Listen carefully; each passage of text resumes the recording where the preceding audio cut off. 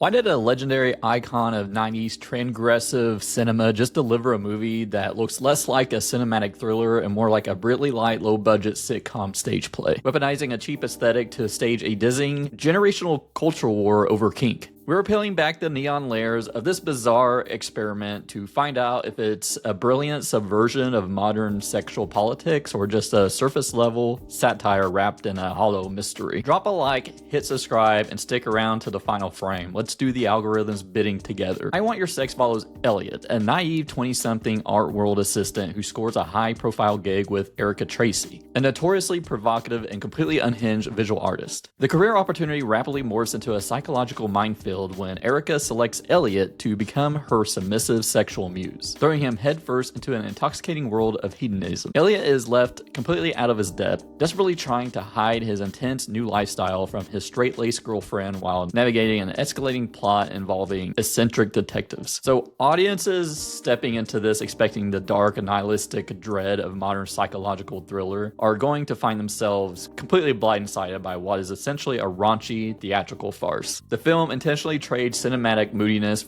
for an aesthetic that feels remarkably like a 90s indie comedy, setting up a sharp contrast between its transgressive themes and its brightly lit, almost daytime soap execution. And it forces us to ask whether the true danger here is the intense BDSM power dynamic or the terrifying prospect of standard sterile domesticity. I know Gregg Araki from mostly the Doom generation. This is at a time that I was like looking for the most fucked up movies to watch, and that's when I came around to that. I know it's like part of a teenage apocalypse trilogy, but knowing that, I was bracing for like a visceral nihilistic dread, and that's not exactly what I got. If you read the premise, it just reads like a pitch black psychological thriller, but the film actively resists taking that darker turn. I mean, it just plays around the sandbox of transgressive sex, but it does like feel like it keeps its feet firmly planted into the surface level satire rather than diving into the true psychological ruin. And maybe that's my fault for my expectations coming into this with this filmmaker. So I kind of,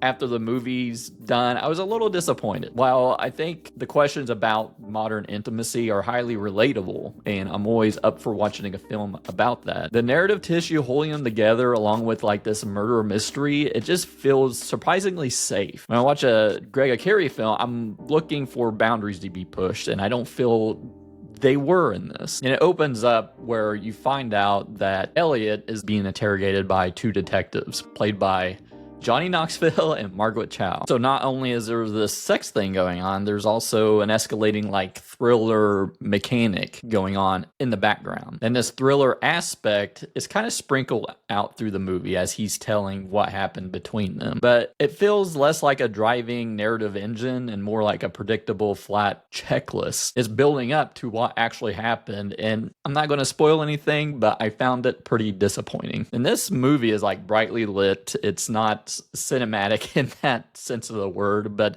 I kind of like that. It's entirely and relentlessly brightly lit. It feels sort of like a stage play in a way, but I like that sort of lack of cinematic polish. I find it kind of charming. I think it feels and looks like an indie movie you would see in the 90s, but it might look cheap because it was a frantic 25-day Los Angeles sprint when they were shooting it. Even leans into the absurdity sometimes with these little animated segments that felt like something pulled from the John Cusack, Demi Moore movie, One Crazy Summer. But I mean, you have that low budget aesthetic, but you have a surprisingly high caliber cast. You have Cooper Hoffman leading this, and he's really good. I think Cooper Hoffman's an excellent actor. I really loved him in The Long Walk last year. And I think he's rumored to be playing Cyclops currently. There's a bunch of rumors going around about X-Men and stuff. I don't really see him as Cyclops, but I'm not going to complain about it. He's great in this. He's got inherently funny comedic timing. He really captures that boy next door out of his depth energy. And Olivia Wilde, she plays a great like detached, elitist, and unhinged artist archetype. And I think one of the standouts is Chase Sue Wonders as Apple. I think she's got some of the sharpest and wittiest and most naturally funny dialogue in the script. And bringing up that 25-day schedule, Araki didn't even ease the cast into the material. They were like shooting heavy, intense BDS and intimate scenes on days 1 and 2. Cooper Hoffman kind of like threw his hat into the ring, didn't think he was getting the role, and he actually did. And he said that he's got this, oh shit, I actually have to do this panic when he landed the gig. And I think this movie has sort of a commentary on the film's anti-Hollywood approach to sex. I mean, it avoids like hyper-sterilized, airbrushed crescendos of passion to focus heavily on like inherited awkwardness and friction and dark humor of real-world intimacy. So this is like a writing collaboration between the director and sex columnist Carly Ciortino, sort of contrasting Gen Z's cynical, boundary-obsessed, HR-approved approach to relationships against the chaotic and performance-heavy, unhinged kink culture of older millennials. And part of the way that Hoffman was cast in this is that they were kind of looking at The Graduate, saying if Hollywood cast like Robert Redford back then Benjamin Braddock would have been just too smooth. And Hoffman, he's like got this average guy, relatable vulnerability, and is the only thing keeping this wild power dynamic grounded in humanity and sort of realistic. This movie has like a strange ending, so I kind of want to talk about that and some of the themes of the film. But if you don't want to get spoiled, just check the chapter down below for my spoiler-free overall thoughts and final score. So this movie kind of shifts between the raunchy theatrical workplace sex comedy with like a cynical deadpan mystery thriller. Elliot is telling the story of the affair with Erica in this like sterile police interrogation room. These detectives, like I said before, are played by Johnny Knoxville and Margaret Cho, and Erica just vanishing as like a distraught Elliot tries to explain the liberating, deeply artistic connection he felt as her submissive muse. The detectives view it through like a hyper cynical and transactional lens, aggressively debating if this was a love story or an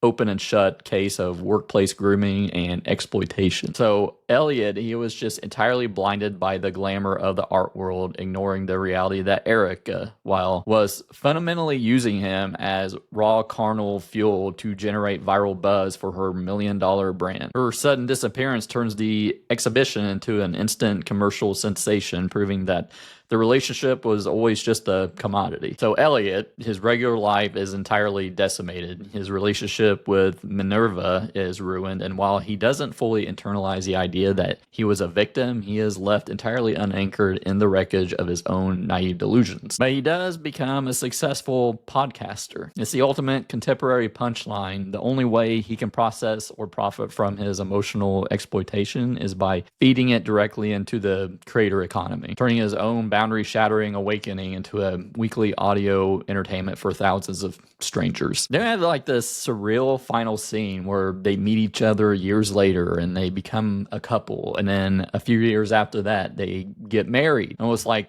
you know, the fantasy romance movies that we see. But then Elliot and Erica suddenly bolt upright, gasping in a cold sweat as they wake up from a dream of that marriage, and as if it were like some sort of terrifying jump scare horror movie climax, and then it ends. So there are some themes in it, like rejecting the heteronormative blueprint. Elliot's traditional peers and his straight-laced girlfriend represent a predictable, hyper-safe path toward domesticity, like marriage, a quiet life, HR-approved boundaries. Erica represents the untamed, transgressive desire, framing traditional marriage not as a dream, but as a suffocating nightmare. Is Araki's classic sensibility at work. For characters who have tasted total liberation, falling back into standard societal expectations is the ultimate tragedy to them. Then there's the danger of domesticating the king. Elliot repeatedly tries to turn a raw, submissive BDSM relationship into a traditional romance, begging Erica to see him and commit. By having them wake up terrified from the wedding dream, the film shows that bringing marriage into their dynamic completely kills the fantasy. Kink relies on power plays, taboo, and edge play. Standard marriage represents the death of that precise friction. It is the literal wake-up call that they cannot domesticate their bond without destroying it. So the whole wedding scene is sort of like a